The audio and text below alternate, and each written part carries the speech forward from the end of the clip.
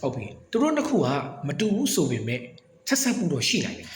ဘယ်အချိန်မှာဆက်ဆက်မှုရှိနိုင်လဲဆိုရင်ခန္ဓာကိုယ်ကသွေးတွေအများကဲဒီမှာနော်ဒီမှာမိကုန်းမေးထားတာရှိတယ်နော်သွေးပေါင်ကြတာနဲ့တန်တက်အားနေတာဆိုင်လာတယ်ဟုတ်ပြီဒီလိုမိကုန်းမျိုးကိုဖြည့်ခြင်းတယ်နော်ဘာဖြစ်လဲဆိုတော့ဒါတွေလည်းရောထွေးတယ်လို့ပေါ့နော်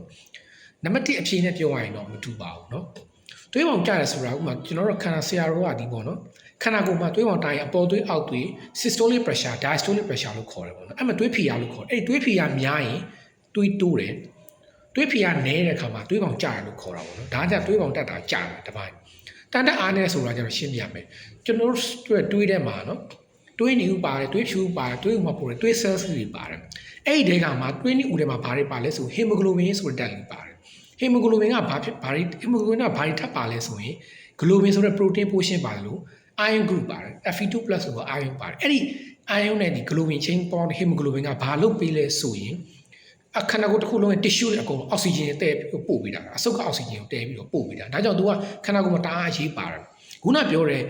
တန်တက်အားနည်းလို့ Fe2+ တွေနည်းလို့ hemoglobin နည်းတယ်ဆိုရင်ခန္ဓာကိုယ်ဘာဖြစ်သွားလဲဆိုတော့ tissue တွေအောက်ဆီဂျင်ပို့တာကျဆင်းသွားတယ်အောက်ဆီဂျင်မရတော့ဘူးအဲ့တော့ဘာဖြစ်လဲလူနာမောတယ်နှုံးတယ်တွေးရတဲ့စပြီးတော့ခံစားရတာပေါ့နော်ဒါကြောင့်ဆရာပြောချင်တာကခုနပြောတဲ့တွေးပေါင်ကြတယ်တွေးပေါင်တက်တယ်ဆိုတာဒါတစ်ပိုင်းတွေးဖြီအောင်တစ်ပိုင်းဒီဘက်ကတန်တက်အားနေပြီးတွေးရနေတာတစ်ပိုင်းမတူပါဘူးမတူတဲ့အတွက်ကြောင့်